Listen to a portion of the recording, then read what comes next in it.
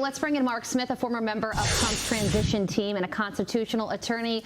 Mark, good morning. It's great to see you. What is your take on the appointment of this special master, and where do things go from here?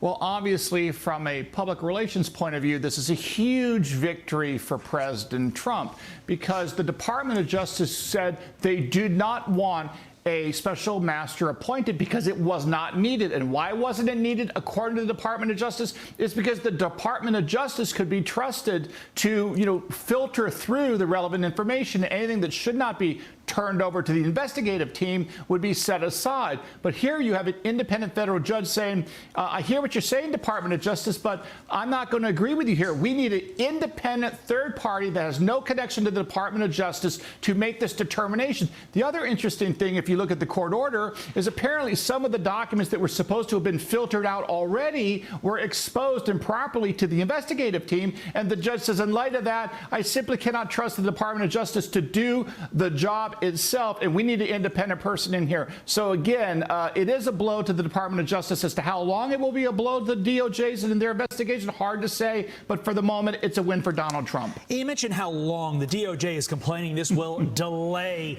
this process. Mark, why are they in such a rush here when investigations like, say the Durham investigation are taking a very long time? I'm not really sure the Department of Justice is really in a rush at the end of the day, because keep in mind, President Trump has been out of office for over a year and a half, which is not exactly a fast time. And they've been talking about these documents for, again, just about 18 months. So what is the rush here? I'm not sure at the end of the day there really is a rush, but certainly that was their position in court in front of this federal judge. They wanted to move with speed because it's so important, but one does wonder, well, why did it take them 18 months if this is so important? It's not like these documents and the president was unknown. They've known about this. So yes, I think that might be a litigation position, but at the end of the day, one wonders, are they really moving with speed? It's not so clear. Yeah, we're sort of at the start of this saga right now. Let's jump to the end of it. How do you see all of this playing out? And ultimately, do you think the former president is going to face charges as it relates to these documents?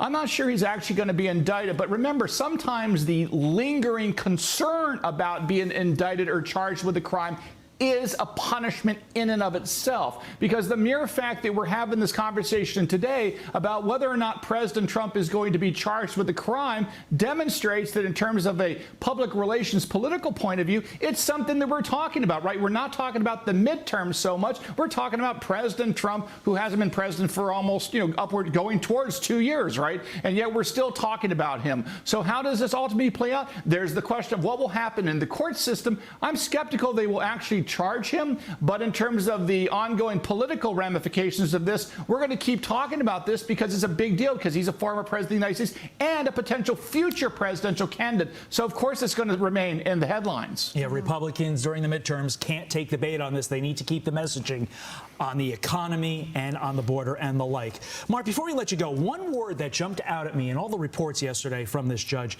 taxes. Mention that Trump's taxes were taken. Could there be a connection between the so-called records case, which is what the DOJ is calling it, and some of these tax investigations of Donald J. Trump that are going on throughout the country?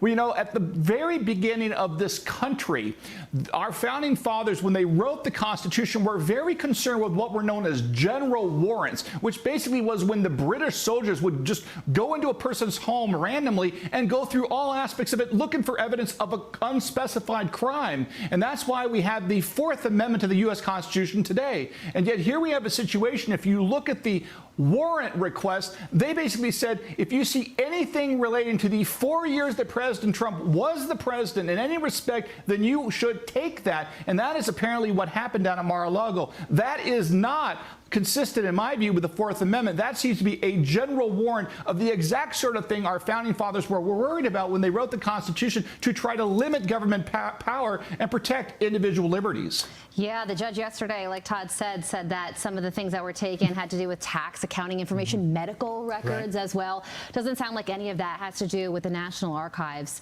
So more to come on that front for sure. Mark, thank you so much.